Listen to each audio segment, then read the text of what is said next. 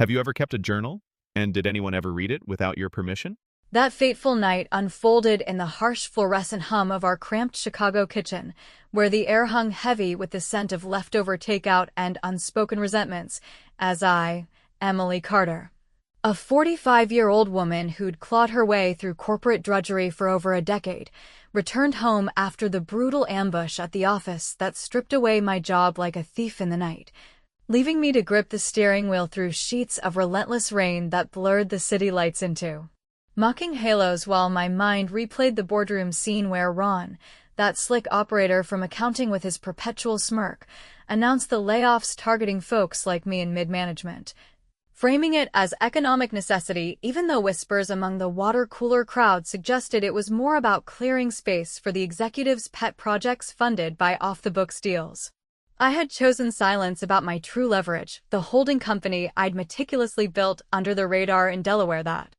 quietly orchestrated investments in everything from undervalued real estate to emerging tech startups, generating steady streams of revenue that could have silenced the skeptics in an instant, and the small island retreat nestled off the coast of Belize, a secluded haven of palm-fringed beaches and crystal-clear lagoons registered solely under my LLC, acquired during a moment of quiet rebellion 5 years earlier when Tom's absences first started stretching into weeks and I needed an escape that no one, not even my closest confidants, knew existed, a secret sanctuary symbolizing the independence I'd forged amid the chaos of balancing family expectations with my hidden ambitions. Stepping through the door, soaked to the bone and heels clicking unevenly on the linoleum floor, I faced my father Harold immediately, his weathered frame slumped in the armchair with a half-empty beer bottle in hand, his eyes narrowing in that familiar mix of disappointment and tough love bluster honed from 30 years on the assembly line where men like him measured worth by calluses and unwavering loyalty to the grind, and before I could even shrug off my dripping coat, he erupted with a voice gravelly from years of shouting over machinery, declaring that I should pack up my things right then because this unforgiving city with its cutthroat jobs and fleeting securities was no place for someone like me who'd always chased dreams too big for her station, his words slicing deep into the insecurities he'd planted since I was a girl watching him trudge home exhausted yet convinced that real stability came from playing it safe rather than reaching for the elusive brass ring. Tom, my husband of 18 years, sat there on the sagging couch pretending to scroll through his phone, his broad shoulders tense under the faded team jersey he favored on off nights. And as Harold's tirade gained steam about how I'd thrown away a good thing on corporate illusions while women like my mother knew better than to rock the boat, I caught the subtle shift in Tom's posture, the way his thumb paused mid-swipe and his jaw tightened just enough to betray the secret rendezvous he'd likely just confirmed, sliding that phone into his pocket with a practiced casualness that masked the guilt flickering in his hazel eyes before he muttered an excuse about an urgent client follow-up and rose to leave, the faint trace of another woman's perfume, something floral and insistent like Lila's signature scent from his office tails, clinging to his collar as he brushed past me toward the door without so much as a reassuring squeeze of my hand. In that suspended moment, as the front door clicked shut behind him and Harold continued his lecture oblivious to the fresh wound, I swallowed the urge to reveal everything, to lay bare the financial fortress I'd constructed brick by invisible brick during late nights when the house slept and I pored over spreadsheets in the dim glow of my laptop screen, opting instead for a measured sip of the cheap boxed wine I poured from the fridge, its tart bite grounding me while a wry, almost hysterical chuckle bubbled up inside because the irony was thicker than the Midwestern humidity. Here I was, controller of assets that could buy their freedoms outright, yet playing the role of the defeated underdog to avoid the mess of explanations and the potential unraveling of the fragile dynamics we'd all pretended worked for so long. The evening stretched into a tense standoff, Harold eventually retreating to the guest room with a final gruff admonition to toughen up like he had during the plant shutdowns of the 80s, leaving me alone at the scarred oak table where bills and job listings mocked my predicament, and as the rain drummed a relentless tattoo against the window panes, I allowed myself a private moment of calculation, initiating a discreet transfer from one of the holding company's slush funds to cover the upcoming utilities without alerting the joint. Account Tom and I shared, a small act of self-preservation that carried the thrill of quiet rebellion since it ensured our lights stayed on even as their judgments dimmed my visible world. Yet just as I closed the laptop, convinced that my silence would buy me time to orchestrate a response on my terms, my phone vibrated sharply on the countertop with an incoming call from an unfamiliar international prefix.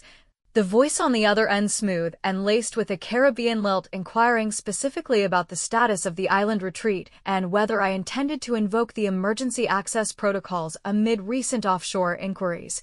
A development that sent a chill racing down my spine, because it meant my carefully guarded secret had somehow pierced the veil, hinting at complications far beyond the personal betrayals unfolding in my living room and forcing me to confront the precarious balance between concealment and the inevitable storm brewing on the horizon that could either empower my comeback or drag everything into the light prematurely. The mysterious call lingered in my ears like an unwelcome echo as I lay awake that night in the tangle of sheets that still carried faint traces of Tom's cologne mixed with the alien floral notes from his escapade. The international voice's inquiry about activating the island retreat's protocols stirring a whirlwind of paranoia because it suggested that my meticulously concealed assets were attracting unwanted attention from circles I'd assumed were oblivious to their existence, forcing me to replay every casual conversation I'd had with Tom over the past months, where he might have let slip fragments of our strained finances in a way that connected dots to Lila's influential family, all while Harold's snores rumbled through the thin walls like a freight train oblivious to the derailment happening just beyond his door, and by morning, the apartment felt smaller than ever. A pressure cooker of pity and pretense where I forced a smile over burnt toast and weak coffee, nodding along as Tom mumbled apologies for his abrupt exit the night before, claiming it was just a heated discussion with a client that ran late without mentioning the lipstick or the perfume that now seemed as blatant as a billboard in my mind. Friends and former colleagues began trickling in with their well-meaning gestures that bordered on suffocating. Sarah from accounting dropping by first with a store-bought lasagna and a stack of job postings printed from sites promising fresh starts for displaced workers like me, her eyes scanning the cluttered counters as if searching for signs of the breakdown she imagined I was suppressing, and while we sat at the table sipping herbal tea that did nothing to soothe the knot in my stomach, I shared just enough surface-level frustration about the layoff's sting to keep her sympathy flowing without hinting at the holding company's steady pulse of dividends that had already cushioned the blow far better than any severance package, joking lightly about how the corporate world treated loyalty like a disposable coffee stirrer to mask the bitter undercurrent of resentment building inside me toward the system that had undervalued my contributions for years. Harold's presence amplified the discomfort, his retirement routine now imposed on our space as he shuffled between the TV remote and the fridge, launching into unsolicited advice about downsizing our lifestyle to match what he called real American grit, drawing from his own tales of the factory closures that left him scraping by on pensions and odd jobs, yet his words carried an undercurrent of judgment that made me wonder if his harshness stemmed from projecting his unfulfilled regrets onto my situation, especially since I'd quietly covered his mounting medical copays from the holding company's slush fund without a word of credit. A secret generosity that now felt like enabling his overbearing control rather than fostering any genuine support. As the day wore on and Tom headed out for another essential meeting that I suspected involved more than spreadsheets, I retreated to the closet office with my laptop, the screen's blue light casting shadows that mirrored the doubts creeping in, and delved deeper into the digital trails of his betrayal by cross-referencing his calendar apps and shared cloud folders, uncovering not just the affair's timeline etched in deleted emails and synced location pings, but also his personal financial woes. Credit card statements bloated with lavish dinners and weekend getaways that he hadn't disclosed, painting a picture of a man living beyond our means while leaning on my steady paycheck. A discovery that ignited a spark of vengeful ingenuity as I crafted an anonymous profile on a professional networking forum frequented by his sales circuit, posting a detailed but vague account of an unreliable rep, matching Tom's description down to his favorite sales pitch quirks and the peculiar habit of vanishing mid-negotiation, watching. With a mix of schadenfreude and queasy thrill as the thread gained traction with comments from wary prospects pulling back on deals.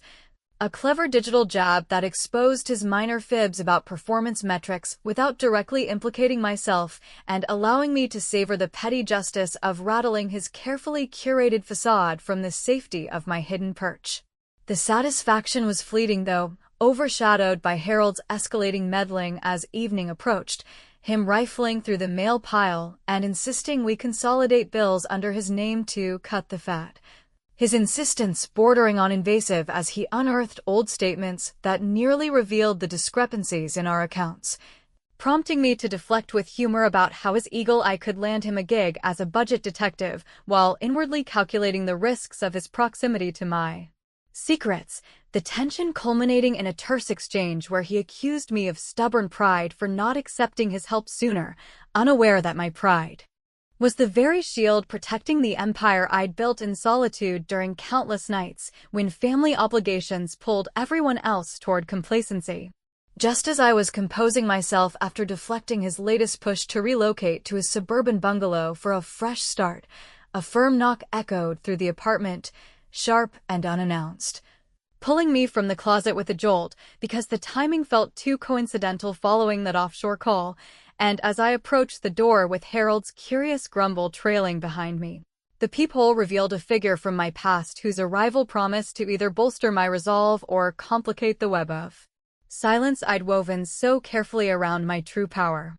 Peering through the peephole that night revealed my cousin Mike standing on the worn doormat with his leather jacket zipped against the chill and a tablet tucked under one arm. His arrival stirring a cocktail of surprise and wariness, because our last interaction had been years ago during a strained family reunion where he'd hinted at business opportunities tied to my early forays into investments,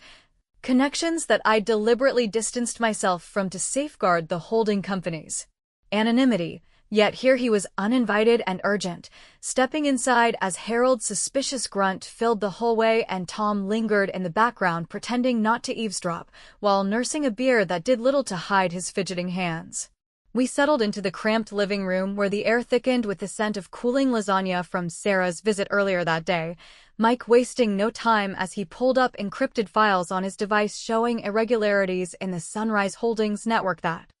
traced back to inquiries from Lila's uncle Victor Kane, a real estate shark whose developments had long skirted ethical lines in the Midwest sprawl, revealing that my layoff might not have been the random corporate purge I'd assumed, but a calculated move to destabilize mid-level players like me who held quiet stakes in overlapping properties.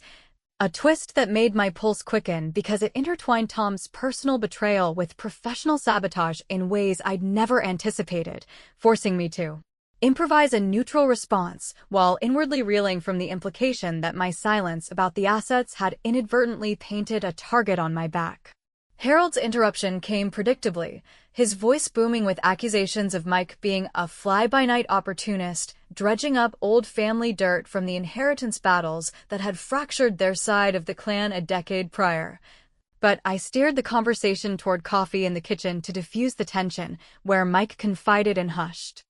tones that he'd been monitoring alerts from our shared early venture, the one I'd quietly bought out to consolidate under my LLC, and now Victor's probes were sniffing too close to the island retreat's registration, suggesting that Lila's pillow talk had spilled more than just affair details, but potentially fragments of Tom's overheard frustrations about our finances that her uncle twisted into leverage for a land acquisition play. The dilemma clawed at me like an insistent creditor, because trusting Mike again meant risking exposure of the full extent of my empire. The offshore accounts funneling profits from tech patents and rental portfolios that sustained me far beyond the corporate salary everyone pitied. But doing nothing invited Victor's encroachment on the Belizean haven I'd envisioned as my ultimate reset button away from Chicago's relentless grind and familial judgments, so with a wry remark about how family reunions always came with hidden agendas sharper than holiday Fruitcake, I authorized him to run a preliminary shield through his Silicon Valley contacts, a move that felt like handing over car keys to a reckless teen yet carried the potential to fortify my defenses without direct confrontation. As the evening deepened and Harold retreated to his room muttering about blood not buying trust, new layers of twists emerged when I confronted Tom privately in the bedroom about the forum backlash hitting his sales pipeline. His defensive bluster cracking under my probing questions until he admitted Lila's family connections ran deeper than he'd let on. Her uncle, not just a casual acquaintance, but a silent backer in some of his side hustles that explained the unexplained deposits in his statements, a revelation that twisted the knife of betrayal by showing how his infidelity had entangled our lives in a web of opportunistic alliances I now had to navigate alone. Seizing the momentum from this confession laced with half apologies, I orchestrated a subtle corporate jab by feeding Mike an anonymous tip to leak altered projections to Tom's key prospects, inflating competitor bids just enough to sink his upcoming deal with a major distributor without leaving traces back to me. The witty satisfaction blooming as I imagined his scramble in the morning conference calls, a mini-revenge that questioned my own boundaries because while it stung him precisely where his ego lived, it also deepened the rift in our marriage and risked drawing Harold into suspicions if the fallout echoed through family dinners. Viewers of this unfolding drama might second-guess my choice to lean on Mike's risky involvement, wondering if the cousin's loyalty was genuine or another layer of familial opportunism mirroring Harold's hidden motives. Especially as a late-night email from Carla, the island manager, detailed surveyor boats circling the cove with markings suspiciously like Victor's firm logos, heightening the uncertainty of whether my improvised alliances would shield my secrets or accelerate their unraveling into a cascade of regrets for everyone entangled in this escalating conflict. The night's tension peaked when, after seeing Tom off to a supposed late strategy session that reeked of more excuses, I discovered a tucked-away envelope in Harold's jacket pocket during a routine laundry sort, its contents outlining unpaid loans from shady lenders tied to his bowling league gambling sprees, a secret that explained his overbearing pushiness as desperation rather than mere criticism and forced me to confront the parallel vulnerabilities in our family dynamic. But before I could process the implications or decide on extending covert help from my holdings, my phone lit up with Mike's urgent text warning of an intercepted communication hinting at a larger plot involving the old firm and Victor's network. Evidence that surfaced like a shark fin in calm waters and left me staring at the screen in the dim hallway light, heart pounding with the realization that the next revelation could either arm my revenge or ensnare me in a trap I hadn't seen closing around us all. The urgent text from Mike about the intercepted communication hung over me like a storm cloud refusing to break as I slipped back into the bedroom that night.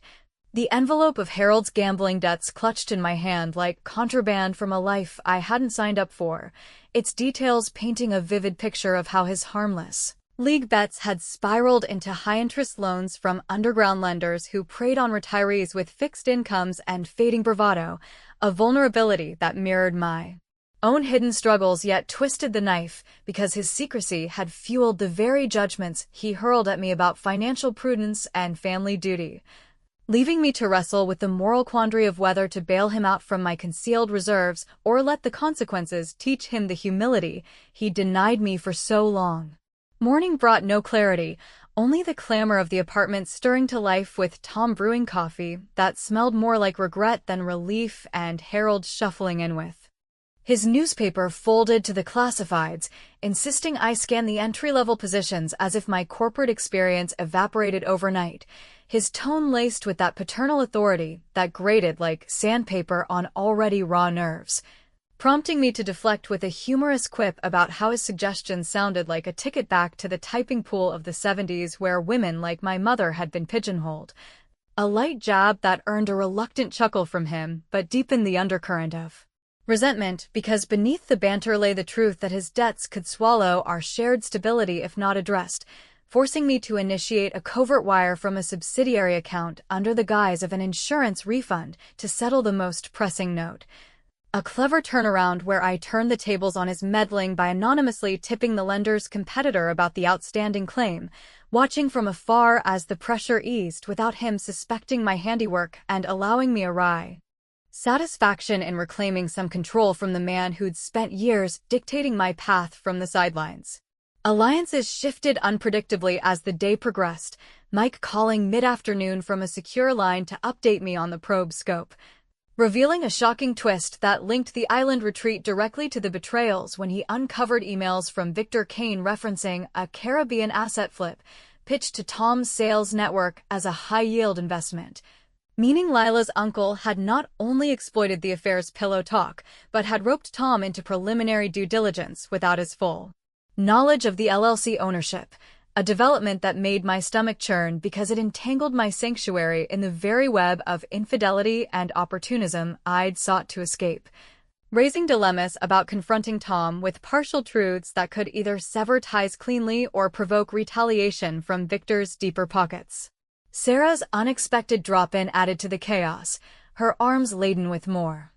job leads and gossip from the old office grapevine about Ron's promotion amid the layoffs, her probing questions about my sudden windfall rumors, sparked by a careless slip in Mike's network, testing my facade as I joked about winning the lottery of common sense for staying afloat, the humor masking the ethical tightrope I walked in deciding how much to reveal to a friend who might unwittingly become an ally or a liability in the brewing storm. Tom's unraveling became palpable during our tense evening meal, the takeout burgers turning cold as he vented about client defections that traced back to the forum sabotage I'd engineered,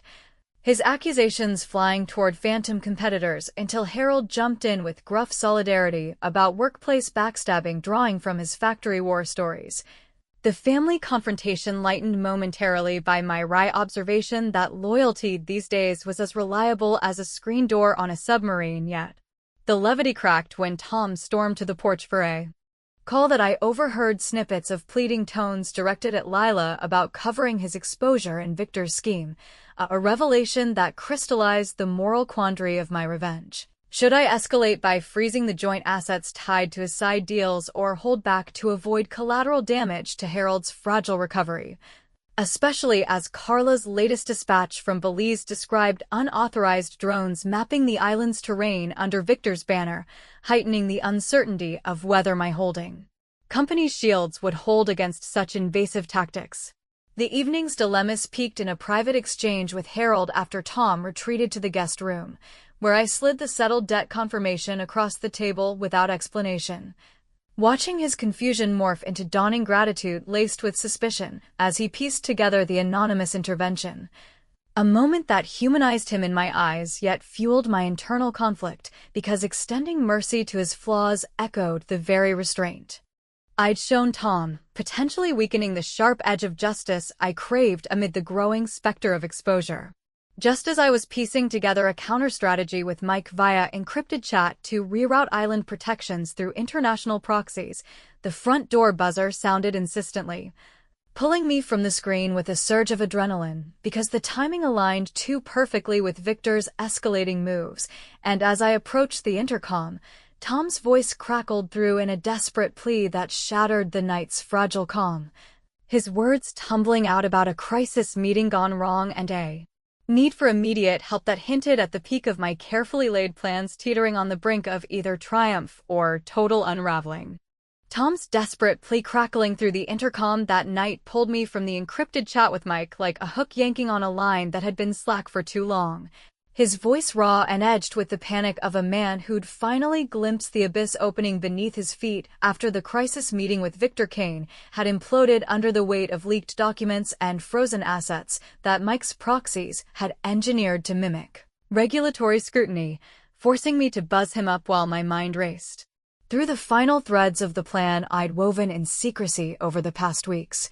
The holding company's tendrils now positioned to deliver interconnected strikes that would humble the betrayers without fully exposing my hand and leaving just enough ambiguity to ensure their regrets festered like untreated wounds in the quiet hours. As he burst through the door disheveled and reeking of stale coffee from whatever dive bar he'd fled to, Tom collapsed onto the couch spilling fragments of the Catastrophe. Victor's scheme unraveling after anonymous tips exposed his Caribbean land grabs as fraudulent flips backed by insider deals from my old firm. Deals that tied directly to the layoffs, including mine as a smokescreen to consolidate holdings. And when Harold emerged from his room rubbing sleep from his eyes with a gruff demand for explanations, I seized the moment to orchestrate the family reckoning under the harsh kitchen light where we'd shared so many strained meals, laying out the photos of Tom's affair and the envelope of Harold's settled debts alongside printouts from the holding company's dashboard that I'd carefully redacted to reveal only the essentials,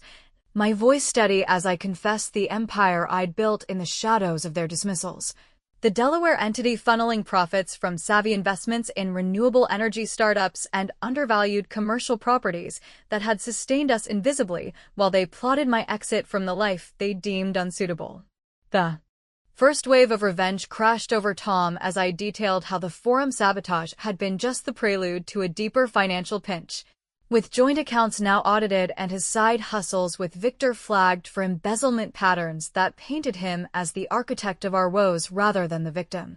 A clever inversion where his own duplicity boomeranged back through the very sales networks he'd leveraged for the affair, watching his face crumple in a mix of denial and dawning horror as he begged for mercy, promising to cut ties with Isla and rebuild from scratch. Yet I countered with a wry observation about how his essential meetings had built a castle on sand that my unseen foundations had quietly eroded. The satisfaction sharp, but tinged with the hollow echo of 18 years dissolving in his tear-streaked apologies that made me question if this calculated ruin was true justice or just another layer of isolation I'd chosen for myself. Harold's humbled realization followed swiftly, his bluster evaporating as the documents connected his gambling debts to the anonymous interventions I'd staged through the LLC's charitable arms, revealing not only the bailout but the leverage I'd gained by tipping his old union about the unresolved workplace discrepancies from his youth. Not to destroy him, but to enforce a truce where his tough love lectures gave way to genuine respect for the daughter who'd outmaneuvered the system he once idolized, his voice cracking in a rare admission of pride mixed with regret for pushing me toward conformity when my path had led to quiet power. A poignant twist that softened the edges of my resentment yet provoked internal conflict because extending this olive branch felt like compromising the full measure of payback he deserved for years of sidelining my ambitions amid his factory-line wisdom. The interconnected strikes culminated in Victor's downfall, Mike's final relay confirming the developer's empire buckling under forced auctions of his Midwest holdings and the island retreat's perimeter now fortified by legal injunctions I'd invoked through international proxies, the Belizean haven emerging unscathed as a symbol of my unyielding autonomy while Lila's family connections crumbled in the fallout. A multi-layered takedown that wove personal betrayals into professional reckonings with witty precision, like a chess master toppling kings without spilling blood on the board. As dawn painted the skyline in hesitant grays, and I packed a single duffel with essentials for the private charter waiting at O'Hare,